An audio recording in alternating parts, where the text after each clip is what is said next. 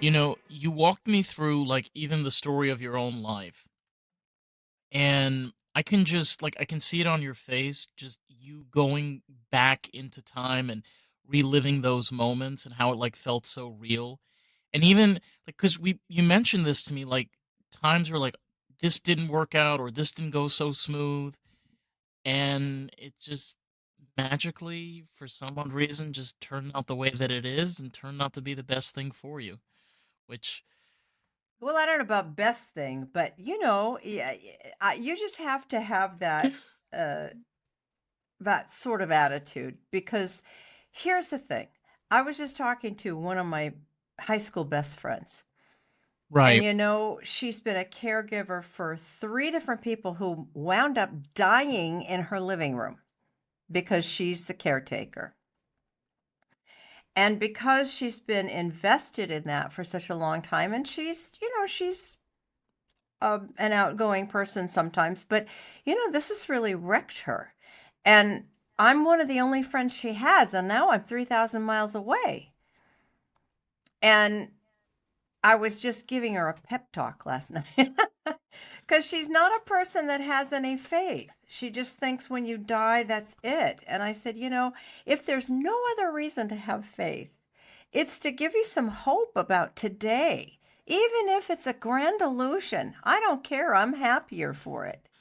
I know it sounds stupid, but it and there's the other thing. I don't think that you check your brain at the door when you invest in scripture and read the wisdom there and then say, okay, is this credible? Is there credibility, at least in the person of Jesus? That's my take. So anyway, it's not No, Sunday, sermon over.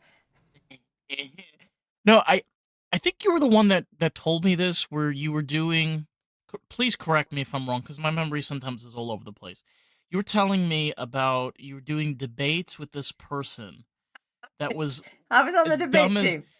yeah, that was like as dumb as a doornail and Yeah. you'd come in completely like didn't even know and how you were going to do this, how are you going to pull this off? And I'm just like sitting there, I'm like, can you imagine like investing your time and energy into education and then you're put in that position? It's like, what Oh are you yeah. supposed to do with that?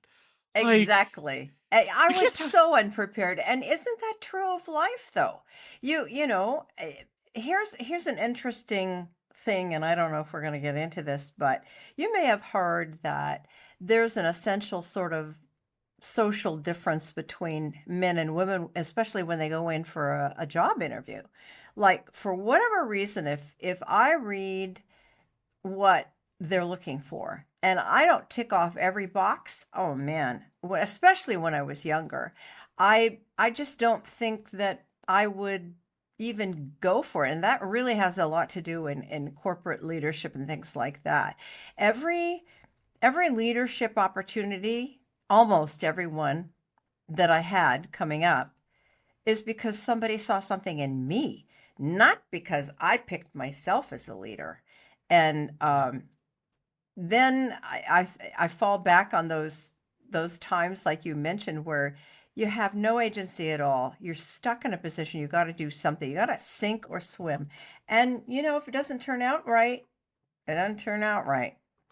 And you're like, "Okay, I gave my all to this. This didn't work. On to the next thing. Yeah. It's gotta be better than this," right? When you told me that, I didn't like fully process it until recently. And it kind of like clicked for me because Oh, for me, I'm planning on going back to New York, even though like I've been here in Florida for the past 3 years, and I've like invested all of my time and energy, obviously to do podcasting and then also to have a career in right, the automotive right, industry.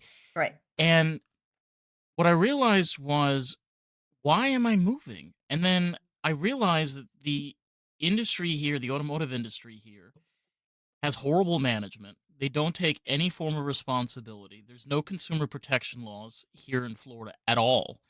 So I realize it's not me running away from my problems. It's not me spending money that I don't have. It's realizing that, like you said, sometimes it's not necessarily about you. It has to sometimes be where you're not looking in the right place.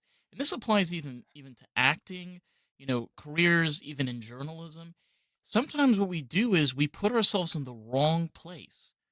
It's not that we're not hireable, we don't have the skills, we don't have the experience. We're in the wrong place to do it. Well, yeah, and sometimes your work, if you get the job, whatever that job might be, or you're hired, they move you. As in the case with Pan Am, I didn't have a choice. They moved me, and they moved me. Sometimes I had, you know, a this or a that kind of a choice, but they made the ultimate decision. It's not me. So, when you're coming up in your career and, now you can say certain things about different states. Now, there's a whole other discussion about when you would move to New York and if, especially if the communists gets into power, that'll be interesting. Because from what I hear, and Oh my maybe I'm god. wrong, No, you're um, 100% correct. I'm libertarian, and I'm like, I mean, New York is one of those states, I hate to say this, they've been running without government for so many years. well, yeah, and it shows. So Yeah. that's kind of like my concern there. It's like, to do that if you don't have to at this point, timing is a But good thing too.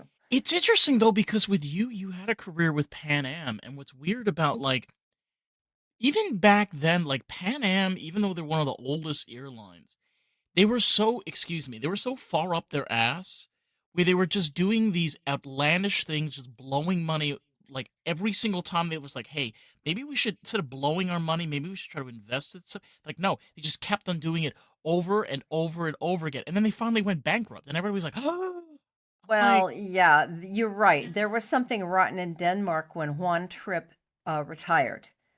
He was the instigator, or maybe not the original, but he was the one who really brought it up and got the brand going. And it was, judiciously managed. And then when he retired, it just went to hell.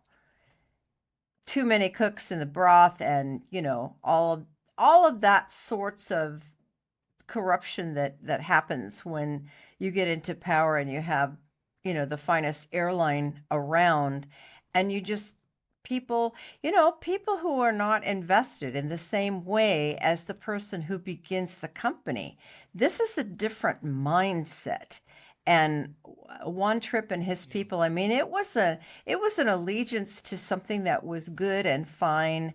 And so, just to give you a comparison example, to get a share of the market, airlines like Eastern, which doesn't exist anymore, but the one that really sticks out to me that we used to sort of make fun of, was Southwest, because in order to get a market share, they changed, and they were successful. And in terms of they flight were. attendants in the 70s, their stewardesses had to wear hot pants, and we're like, oh my gosh, we're wearing, oh, I don't remember all the designers, Oleg Cassini and Chanel and things like that, It was different. We were still wearing gloves. Glamorous. It was Yeah, glamorous. it was in its way, I often used to say, as we're cleaning up, or a typical thing would happen on a big 747 flight where there's lots of families and things in the summer traveling, and somebody freaks out after the meal service and runs up, usually some mother, saying, my child left her retainer on the tray. Can you find it? And you got 350 meal trays, and you're in this gunk, and we're going, I'm looking for my glamour here, going through the old garbage of all this.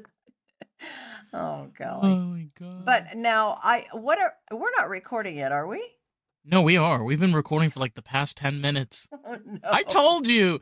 I had a guest last episode, like last week. We canceled immediately. She's like, "You're not going to give me a heads up when we're recording?" And I'm like, "No."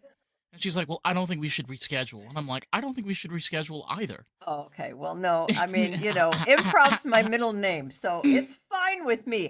I trust that if we go off in these tangents, that for your listeners' benefit, you're going to edit certain themes together.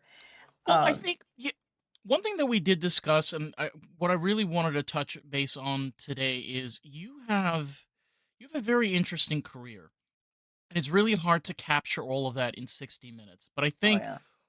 one of the best ways to capture Candy is to kind of showcase your personality and kind of how much you've put in along the way, like regardless of all of the things that you've gone through and all of the different experiences you've been through.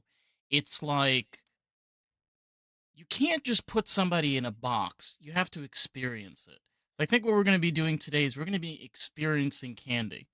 This is going to be a Candy experience. I feel sorry for you're gonna lose people right away. If it's like, "Oh, no, it's all about one person. Oh, no, because 'Cause I'm not a celebrity, if I was Julia Roberts or, somebody politician or something, it would be more interesting, but I'm just I an don't think, artist who's done a lot of different things. you know what though, and I think that makes you more worthwhile sometimes than somebody that's famous or a celebrity. And I think the reason is because it adds a level of relatability. You know, the Alright. things. Am I wrong? Am I From wrong? from your lips to your listeners' ears, I hope so. For your sake, I hope so, you know. Well, we the last time we spoke, we touched on a lot of different things, and I think one thing that I would love for you to, if you want to get into, we can talk about how exactly you fell into acting, because I know that that was an interesting story. Yeah. I want you to please tell it again, because I have to hear Oh, it again. okay. Golly. Well, Please.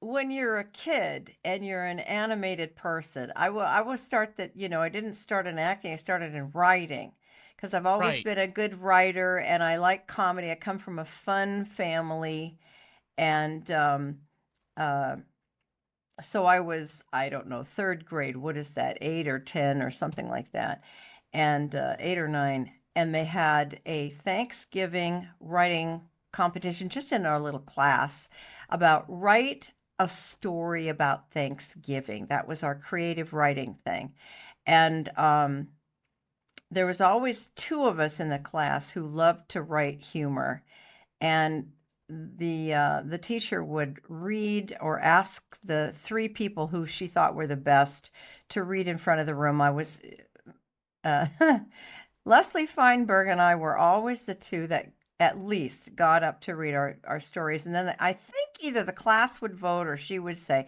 Anyway, so I won this little contest about this silly little play that I had written. Instead of like narrative story, it was a play, but there was a narrator in the story, and you remember, it was during the time when the Jetsons were popular. They had just Meet pretty much. George Jetson. Do, do, do, do. Yeah. It's so funny and, way ahead of its time, and so anyway, the whole gist of what I wrote was that in the future, instead of this big spread and everybody stuffing themselves, we would have little pills, and there would be a brown pill for turkey and, a red pill for cranberry sauce and whatever, and so, pretty soon after that the teacher came back to me and said, "Oh, I showed your story to the principal and she wants you to mount it as a play for our all school assembly, K through 8."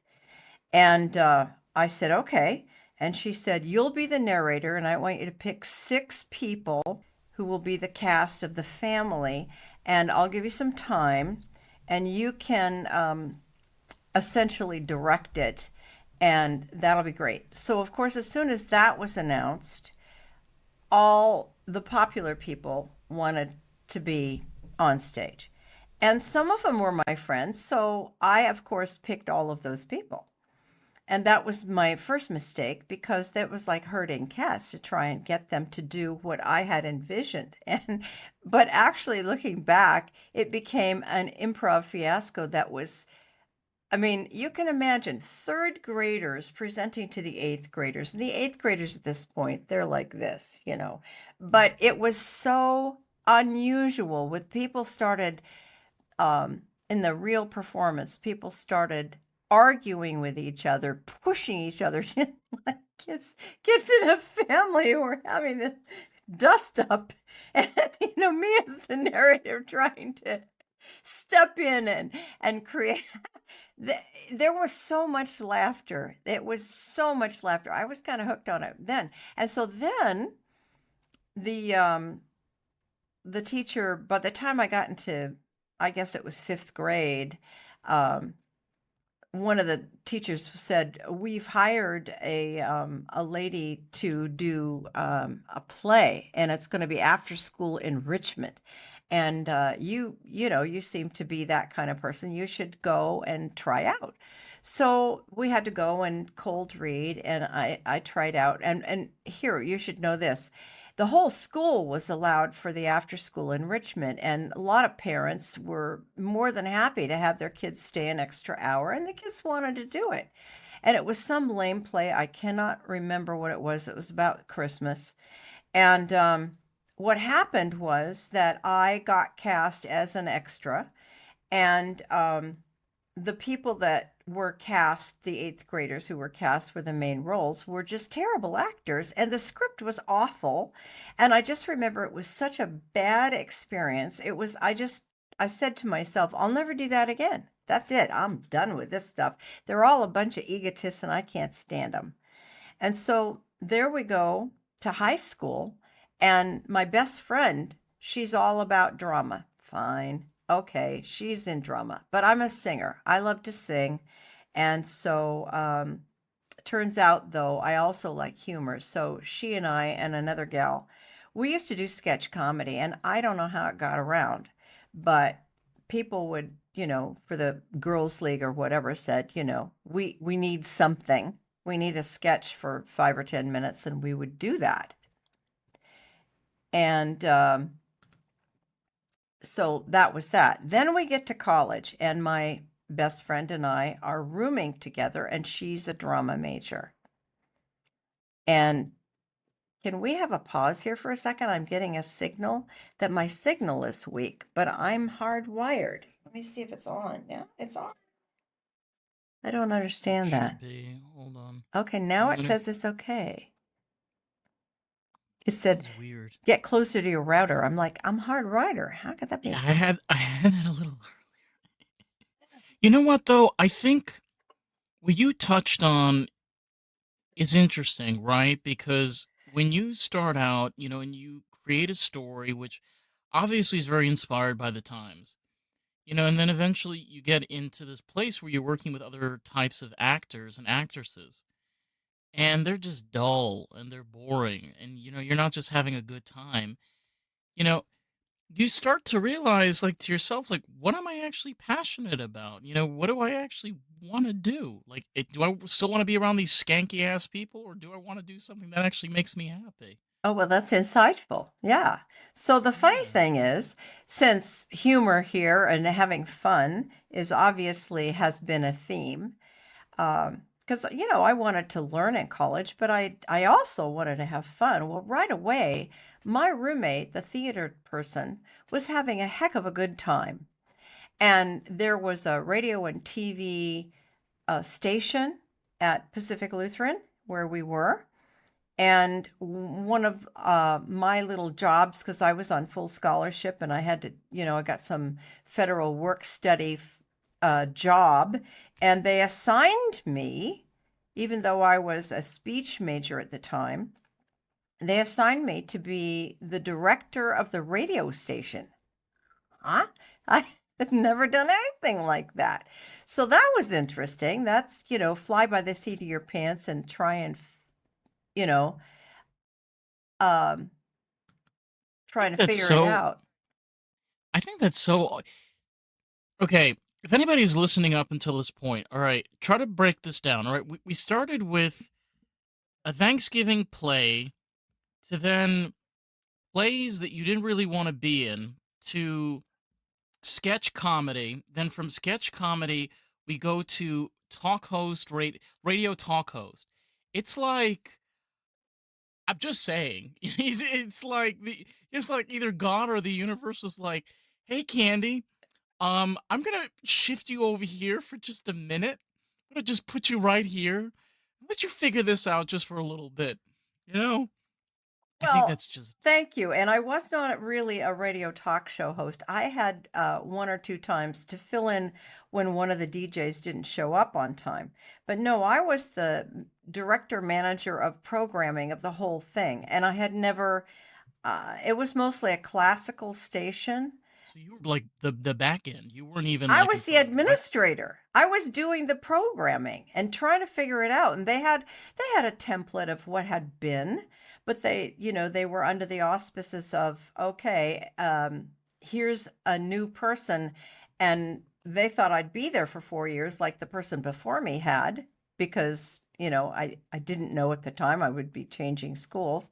But, that was the idea, and so I had, meetings with the big wigs who were serious about where the station was gonna go, and, timing is everything and all of that. So, looking back, it was a really interesting back backstage view of the professionalism that it takes to run a public service, and, so that was that. But Yeah. meanwhile, my roommate didn't have to have a little job per se. I think maybe she had something. But as it turned out, the building for the TV station was right across the parking lot from where we had our dorm. And she came in one day and she said, "Oh, did you know that the TV station is having tours and I signed us up for a tour because we were freshmen." I'm like, "Okay, cool. I've never been on a TV set." So we go over for this tour and they're doing something and they start interviewing us and I don't remember exactly what happened, but at the end of it, the professor who was the head of it came over to us and said, "Hey, I hear you guys are kind of funny." Oh, I forgot. Our reputation had preceded us because during the first orientation week, we had done a sketch comedy routine based on Little Red Riding Hood Goes to College. Some dumb thing we did. And, and, and at the end, we got in such trouble. I don't know if I told you this story, but No. she was Little Red Riding Hood because she actually had this whole cloak with a Little Red Riding Hood thing. We got her a basket, and inside the basket, in whatever the goodies were that she was coming to Grandma, and I was playing all the other parts. And we had somebody to be a narrator, I think. And I was the wolf and grandma's clothing and all of that. Of And what she course. had in her basket when the wolf rears up out of the bed and tries to capture and eat her, what she had was a thing of whipped cream. And what I had under my pillow Oh my was god. another can of whipped cream. Oh And my we god. had a whipped cream fight in the middle of this beautiful lounge with 50 um, women, freshman through senior, uh, who I don't remember what God. club it was or whatever it was, but it's a college living room kind of place. And Yeah. And all these ladies are dressed up because it's a tea, and we're the entertainment for the tea. And we are getting whipped cream. We're spraying people. It got on the drapes. Oh my God, we were in such trouble. Right You're the whipped away. cream queen. You're the whipped cream queen. Right away. And so this guy had evidently heard about these crazy new freshmen that they were having. So he invited us personally to come back and maybe work on some fun stuff. So that's how. Like spraying whipped No, cream on his no, television set. not allowed. Yeah. He said there will be no liquids allowed. So that's how she and I started doing some crazy commercials and things like that and we'd do these panels and interview people like, well, you'd have to know, again, it was a sign of the times. Um, Johnny Carson in the day was doing a bit where he would be Carmack the Magnificent, and he would put on a headdress, and take out he'd take out the answer to a question, supposedly, a 3 by 5 card that had the answer to a question. It might be something like, "Sits on a floater wearing pink." And, I mean, I'm just improving that. And then he would touch it to his head and come up with a question, and it would be hilarious, whatever that was. So, we did our own version of silly things like that, and one day they needed a commercial break and they wanted a funny commercial break. So I got inspired for some reason watching TV. I got inspired and I got a glass with a little bit of water. They approved a little bit of water, and I did a take on Alka-Seltzer, plop plop, fizz fizz. And so what I did is, a typical, this would be in the late 60s, you know, hi, and I had some Penelope punch up, or I don't know what my name was. I had some silly fictitious name, right? Hi, I'm Penelope, and I'm here today to tell you about, and I didn't call it Alka-Seltzer because, they said we can't be sued. And I called it something else, and I had the the Alka-Seltzer tablets. I had made a label that was some other funny name, Fuzzy Seltzer or something like that, So I was holding it up to the camera, and I will show you how it works. And something about, it'll make me feel better fast. It makes you feel better fast. That was part of the tagline of the commercial. Easy 60s yeah, yeah, yeah. Oh my god. So I threw a couple of tablets in the thing and it went fizz, and I was playing on it saying, "Oh, so bubbly, it tickles my nose," all of this. And so anyway, I drank the thing, or at least some of it, and did a kind of a and came up talking like this. And all right, you friend. Something like that. Oh my And god. the cameramen and all the other techies, they had no idea what I was going to do. And it was It was, "Cut, cut, we got," because they were laughing so hard. So anyway, come to find out, soon after that, I get a call from the director, this professor who's directing the TV station again. He goes, "I think you should see this." And I said, "What happened?" He said, "Well, we have a person we got one of these new cameras. And, because it's under warranty, they come and they see, they say, and we're filling out a grant, we're getting, we want better cameras. So we got one of these. So the tech people from the company, they come out to see, and they're going to give a bid, and we're going to write this grant."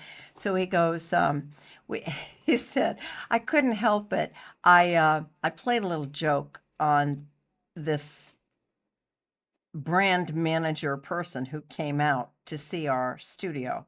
He said, he came in and he said, "How's the new camera doing?" He goes, "Well, fine, except we got this little glitch. I don't know, something's going on with the audio." And he played the commercial.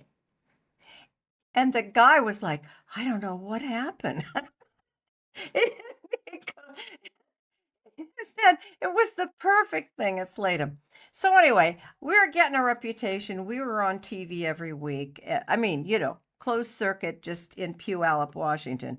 So anyway, it was fun. I was having a great time. But unfortunately, because I was on scholarship for speech and not drama, I had to I had to debate. I had to be on the debate team because it was assumed I'd either be a speech pathologist or probably a high school speech coach. And there were only two of us women on the debate team. So she was my, Famous debate team. yeah, The famous debate team. this is the God. famous debate team story. So she, whatever her name was a sweet thing. And she, as I recall, was a PK, a preacher's kid.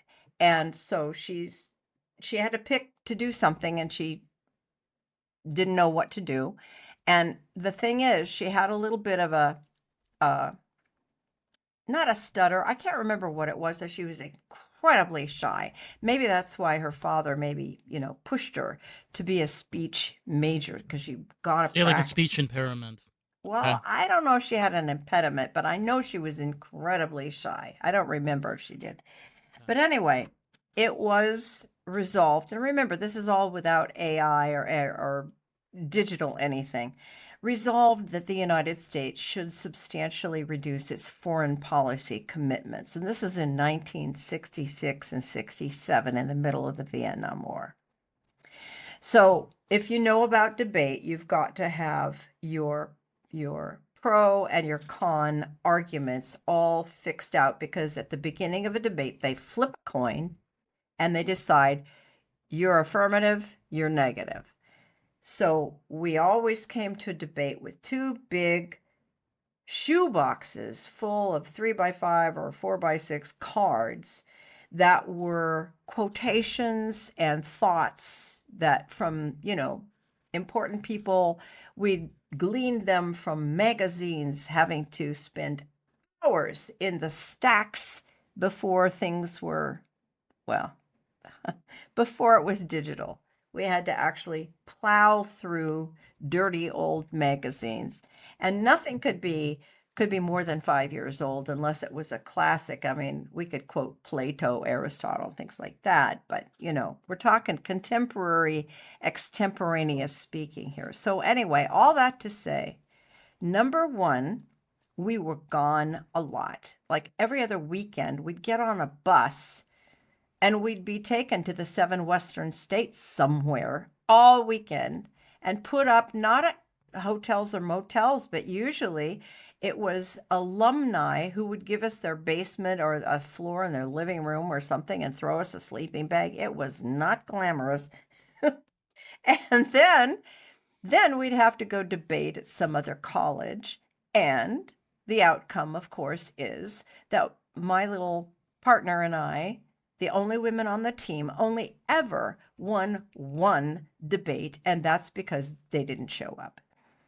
So by by Thanksgiving, I was so upset because, oh, the second part about that is that every other weekend I was gone and my roommate was going to all these dances and weekend, football games and all the fun that you go to college for, especially as a freshman. Oh my goodness. I would come back and she'd tell me all the fun she had and all the things she was doing, and I didn't get to do any of it. So before the vacation, I went and talked to. Oh no, this is when this is when it started. So sometime in there, when I was sick and tired of being on the debate team, there was. I just wanted to have fun, and my roommate said, "Hey, they're doing children's theater. And why don't you, just there's such fun people and you know most of them anyway. Why don't you sign up to do makeup or costume or something like that?" And she looks down the list. She goes, "Oh, costumes. You know how to sew. They need a costumer." I'm like, "Okay, I will." So I became the costumer for the show, which happened to be Jack and the Beanstalk. And that was fun. I loved, working with the actors. Well, I mean, they were all fledgling everything.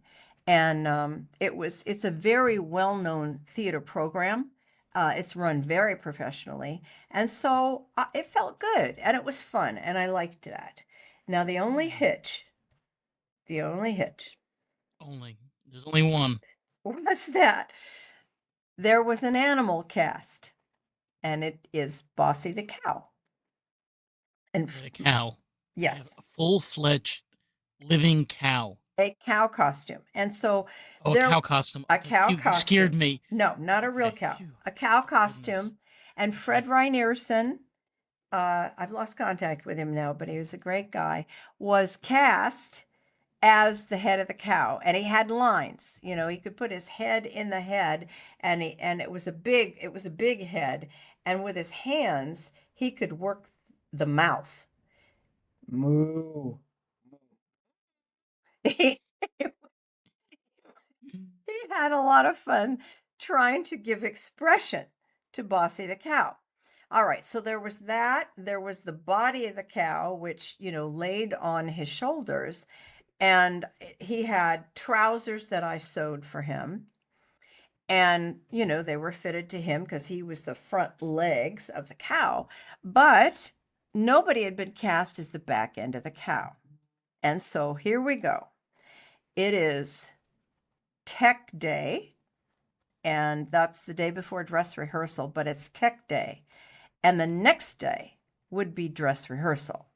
So I was very worried as Fred came down for his last fitting of his costume because I said to him, "Fred, have you heard who's the back end of the cow? I got, I've made these pants big enough for a big person, but and I'm looking at all the cast going, I don't know. I don't know. There's everybody else is doing something else. I'm thinking it's going to be double cast."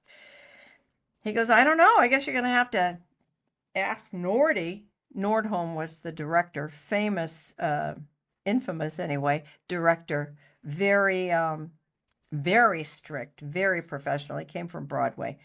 And so I toddle up to the stage, and just imagine it's a huge stage, and I come up to the back wall, and there's people on like 20-foot ladders. I mean, really high. And Nordholm always, he was a short man. He always wore a whistle, like an athletic coach. He had a whistle because he didn't like to God. yell, and he would just go, if he wanted everybody's attention. And there's a lot of people doing all the cliques and doing all the lights and everything. And so he's halfway up one of these ladders trying to instruct the guy who's at the top about how to hang this light. And I'm waiting for him. I'm waiting for him. He starts coming down. I said, "Excuse me, Nordy, excuse me. I have a question." He goes, "What is it? I'm busy. It better be good."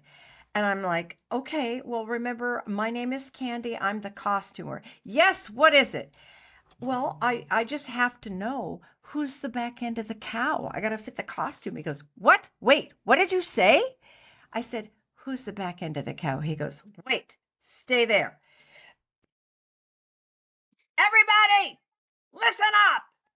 And then he points to me and he says, "Say it again, loud and clear." I'm like, "Who's going to be the back end of the cow?" And he got this big grin on his face, took his arm like this and went, "Ee?" And I had a feeling. it cracks up because that was the thing, but I didn't know. I didn't know whoever asked was going to get cast. So you asked how I got into acting, and that was my first, as we used to say, my debut as the back end of a cow. Very, very fun times, and God. made famous, by the way, The because rear end. Yeah. because of that, because then I got to wiggle, and Fred and I got to do, little dance moves. The kids, the children from the schools, and we did, a whole week of matinees, and they would say, the teachers would do the talk back afterwards, and who was your favorite character? And they go, it was hilarious. It was always, what this reminds me of, and it's funny. I don't know if this was I Love Lucy or this was a Lucy show, but there was an episode of where Lucy, Lucille, and Vivian Oh, Vance, yep. they put on a horse's costume. I think it was I Love Lucy. Oh, that And sounds like it could be. I don't remember. I think what happened was Lucy had to be the back end back end Really? of the horse. Yeah, she was the back end of the Oh horse. my gosh, I'm gonna have to look for that. Hmm. Yeah, and was hilarious. Just you telling me this, like I just remember watching the episode, and Lucy, obviously like has to be Lucy, and she has to be like, so the back end of the horse is like making all of these poses, and the legs are flipping up and going all these different directions. You're just like, what happened to the front end of the horse? Oh, yeah, yeah. And then after that, another funny thing happened. I just thought that was a one-off and I wasn't gonna, whatever. I was having fun. But then one of the people who was involved in that show, he was a senior, and it was time for the senior one acts to happen. And he approached me and said, "Hey, um, you want to be in my one act?" And I said, "Oh, okay, sure, why not?" So there was three of us in this one act. I don't remember what one act it was. It was only about 5 minutes at most of the scene. And I was going to play kind of a saloon gal. And there was a bartender and there was a gunslinger who's going to come in. And it was a short scene. So it was usually my way, especially when we had a rehearsal, working with two other actors who had never acted before for whatever reason I don't know, they were cast. And so, if you're on stage with somebody who doesn't know their lines, you better know their lines. It's always been my assumption. So I pretty much knew the lines. That's going into it, hoping I'd not have to say it. But as soon as the curtain opened and the bartender was there, you know, cleaning the bar as they do, and the the curtain opened, and I think maybe the bartender said to me, "How you doing today, Sally?" or something like that. I don't remember. But the first main line was that suddenly this cowboy comes in, hmm, mm, mm, and he's got his hands on his hips with his guns. And the actor looked out at the audience of almost 1,000 people and froze. You could just see the light just fade. He couldn't think of a thing. So the bartender looked at me, and we both looked at the guy, and nothing came out of his mouth. So I said to the bartender, "He looks like he needs a drink." And the bartender said, "Yeah, he looks like he has a problem." And then, whatever the next line the cowboy was supposed to say, I said something like, "I'll bet he just lost his job," or whatever it was that he was supposed to say, "Give me a drink because I, need to, whatever." And the bartender and I went through the whole thing, and the audience caught on right quick. So it was another time when it was absolute hilarious. And the curtain closed, and the actor just, he just melted. He felt so bad. And the director guy came in and he said to the bartender and I, "That was hilarious. That's great." And he said to me, "I'm doing a senior play. I want you in it." So it started that way. It started that way. And then the play that I was in was the worst play I've ever read or ever been in. Are you familiar with the playwright named Luigi Pirandello?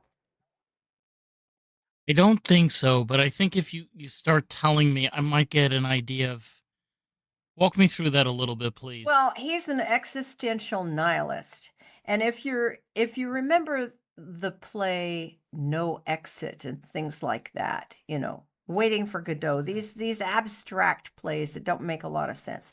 This was called Six Characters in Search of an Author, and it was pretty much that. It was theater in the round, and six characters would come on and talk to some light or something that was supposed to be God, I guess. I don't know.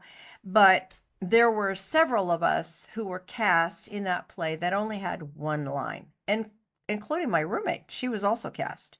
I think there was three or four of us. And so after the first rehearsal, one of those people with just one line quit. And then a couple more rehearsals, and my roommate quit. And now there's only two of us left, and there's like 6 lines or maybe 8 lines or something left. And this is how, actors judge their parts. How many lines do you have? And so between the two of us, we got all the rest of the lines. And It was a terrible show, but my roommate stopped talking to me. She was so angry. Oh my god. You know something like I hate to say this, sometimes people sometimes show their true colors. Mm. You know, it's not necessarily of anything that you've done or anything that you've been through. It's just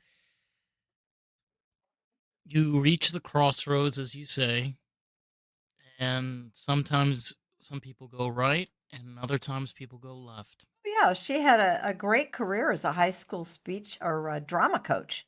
She was terrific, not as an actor, but as a coach, and she was terrific. But, the thing is, and this is maybe what you remember, is that after that, I went to the department head of the speech department and said, I want to switch majors to acting because I'm not having fun and I hate this debate thing and I don't want to teach it.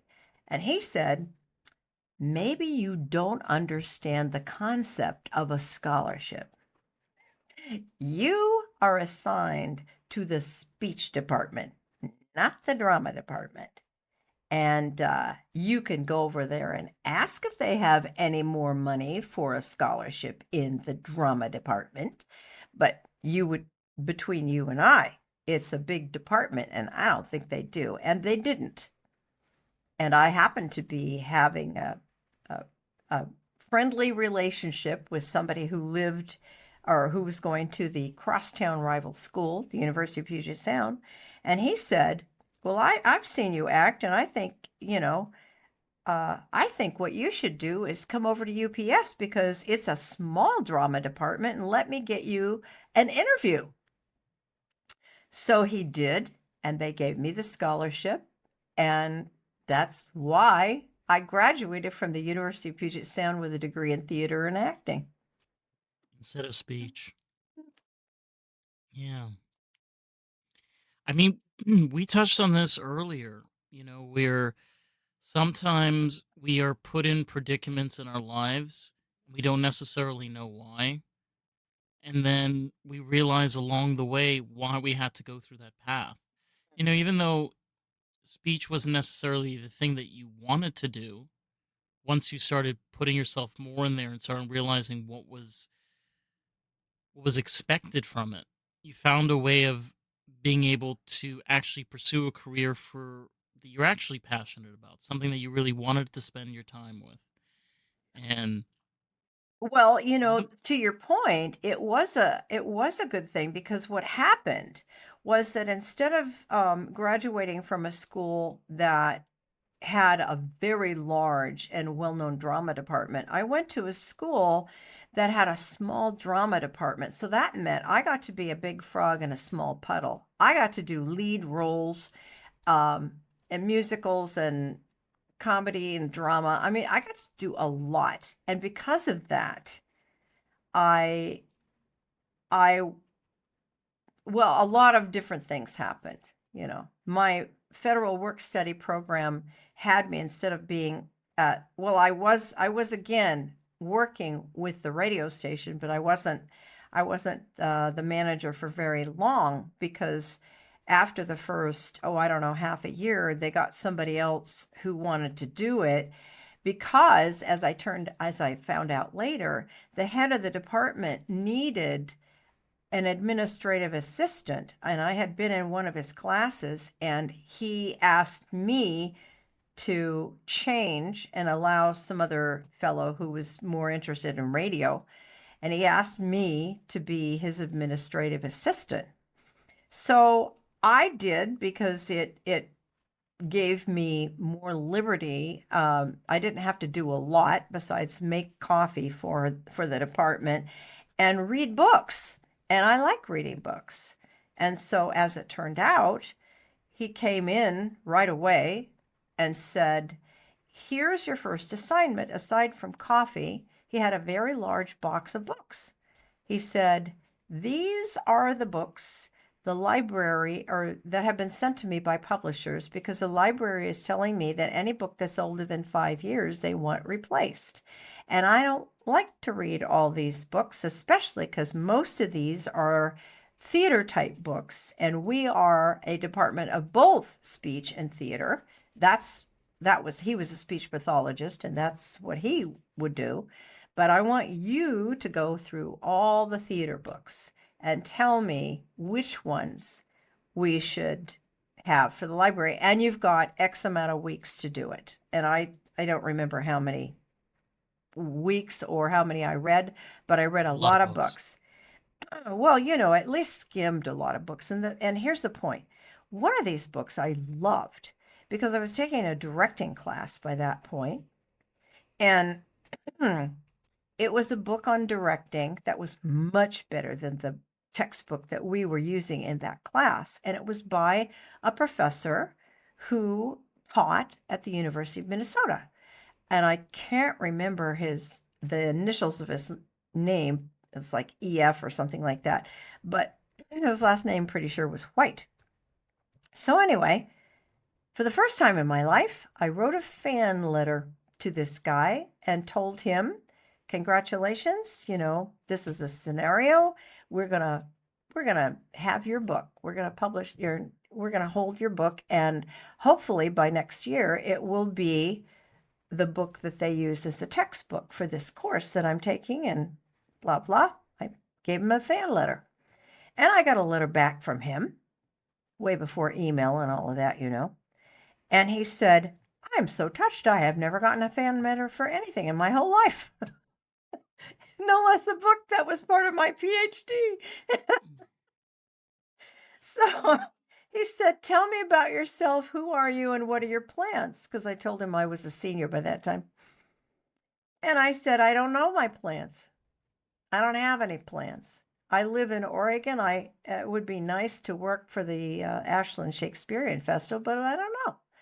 And he said, oh, well, I have an idea. Why don't you submit for our Master's in Fine Arts at the University of Minnesota, because we collaborate with the famous Guthrie Theater, and you get to work with the Guthrie, and the idea is that after you finish, then you get to possibly be hired by the Guthrie.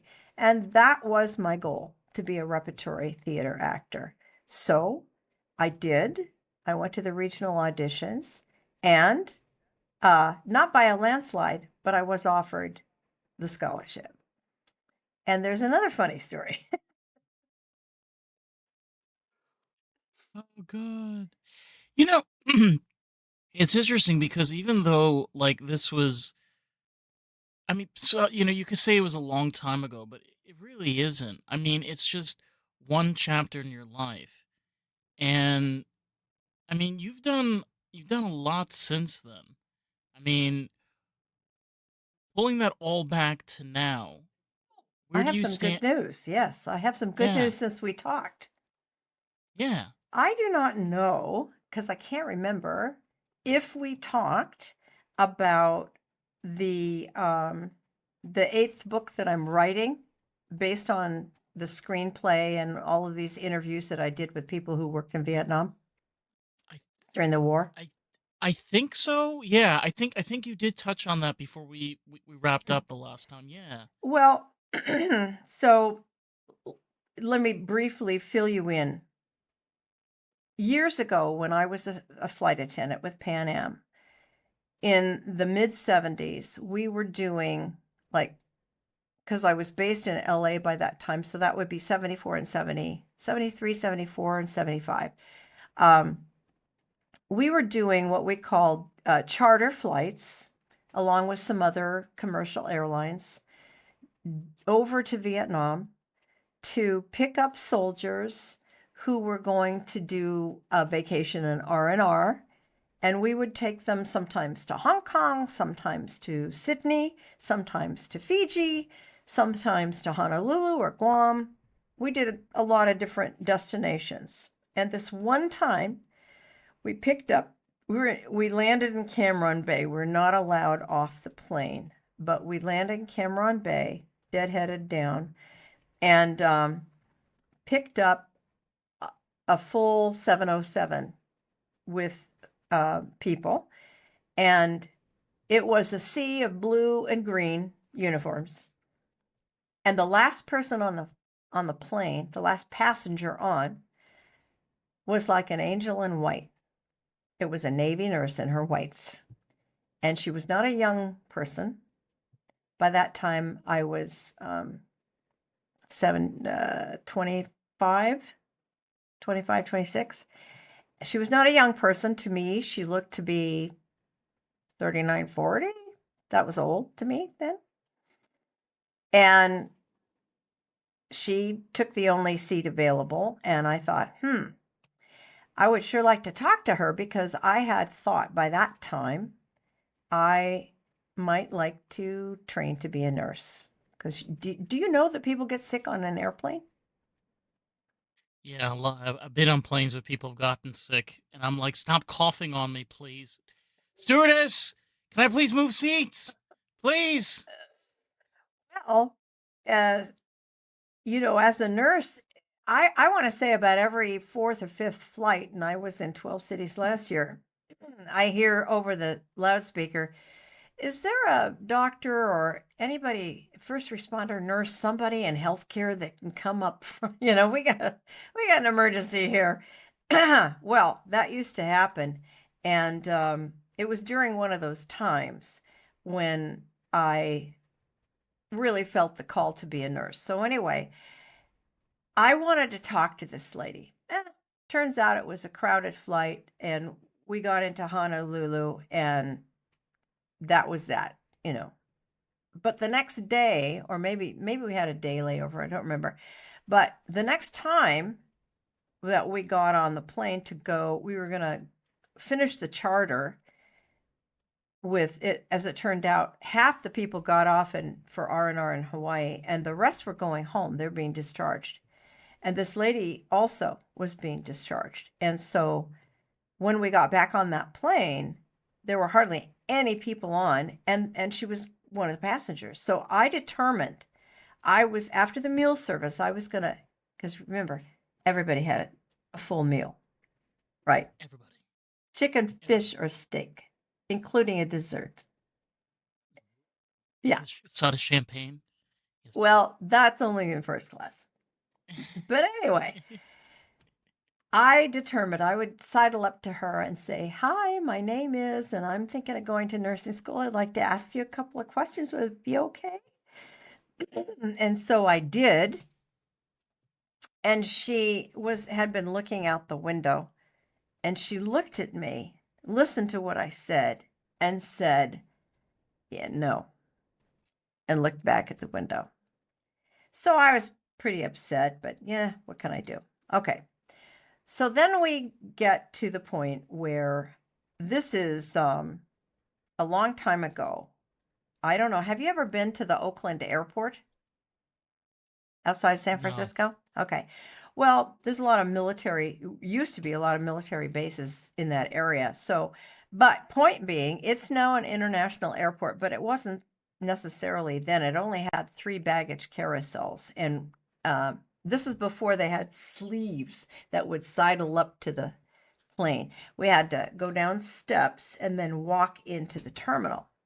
So my little task that day, we took turns doing this, was to stand at the bottom of the stair with my gloved hand and point to that bottom stair and say, "Watch your step. Thanks for flying Pan Am." And the benefit of being in that situation was that when I got the high sign that the last passenger was off, I got to be first in to get my bag. And she was the last person off, the last passenger off. I got the high sign. I followed her in about 20 paces behind. And when we got in the terminal, that's when it happened. There was police tape all on the left-hand side. There were hordes of mean people, younger people, all kinds of people saying terrible things, baby killers and all of this. They were rowdy and rude, and they had no respect for the people who, there was a draft. It's not like a lot of people could choose to go to war. Um, anyway, they were representing our country. It was not a popular war. So I will never forget this. This particular scene is cemented into my mind like slow motion. I remember walking in, the people there, and there was a guy who looked like Scooby Doo with a brown leather cowboy hat on, thing here. And he was yelling things, and I could see him up there. And he reared back and hawked a loogie and hit her with a big wad of spit right on her cheek. And, she didn't miss a step. She went into her pocket. She pulled out a hanky. She wiped her cheek, put it back in her pocket, and kept going. And then stopped in front of the carousel. The bags are coming out. And I ran up next to her, apologizing profusely. And she never looked at me again. Um, Oh wow. Oh wow. she just said, if that's the worst thing that happens to me, it's fine. It's a good day. So, all that to say, I wrote the script when I went to film school. I pitched it after I graduated film school and had an award-winning film, the documentary film that I told you about. But I pitched it, and they said it's it's too nobody wants Vietnam, and it's too expensive to make. And oh, by the way, I had interviewed about 20 people to get the real life stories.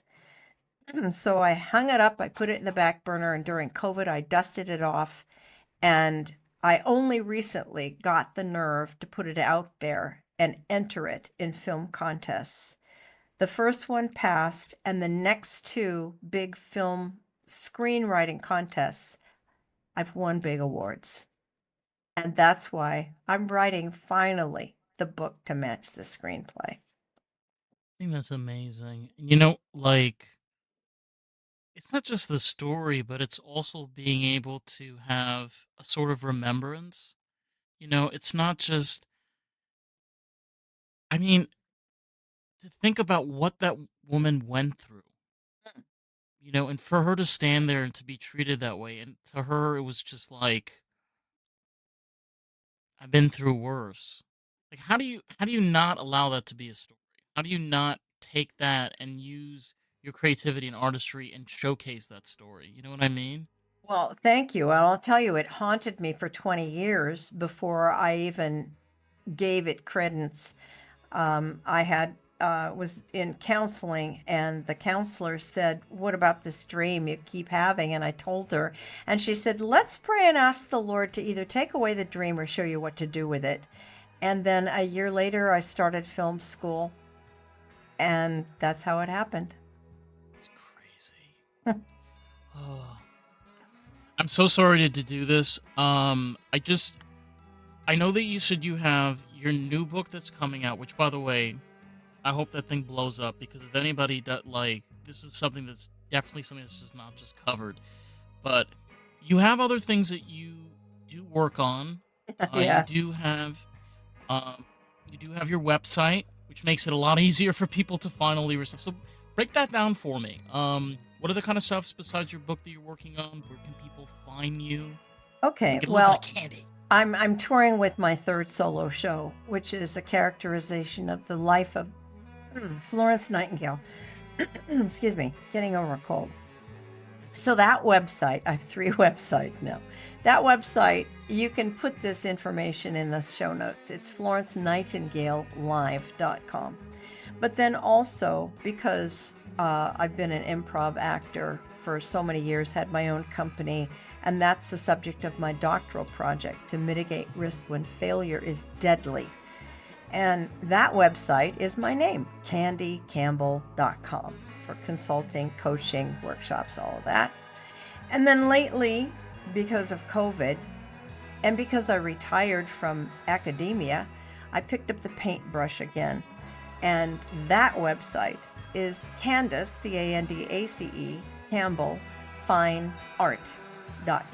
And I've been happily winning some wonderful awards from the art that I've been producing the last 2 years. And you know what? I'm gonna make sure for anybody, if you want to find all of Candy's work, I'll leave all the links below. Okay. Just make it easier. Find your beautiful art, and of course your new book that's coming out. And Candy, I have to say, like even after the last conversation I had with you, you have an incredible story, and I think it showcases to other artists that not always we get on a certain path, we always go out the same direction that we want to, but it's the way that we shape it and make it our own that is so important. Well, I appreciate your ability to see the theme that's been winding around here. And thank you very much for the opportunity to be your guest. I wish you all the best because I know you're doing some weaving in your life right now too. Yeah, like a lot of other people. Again, thank you so much, Candy, for just taking the time. You're welcome. And to anybody out there, if you want to check out more of the podcast, you can find us at Lost in the Groove Pod. We are available on Rumble and as well as on Substack. So with that, catch you on the next one. All right, All right. peace out.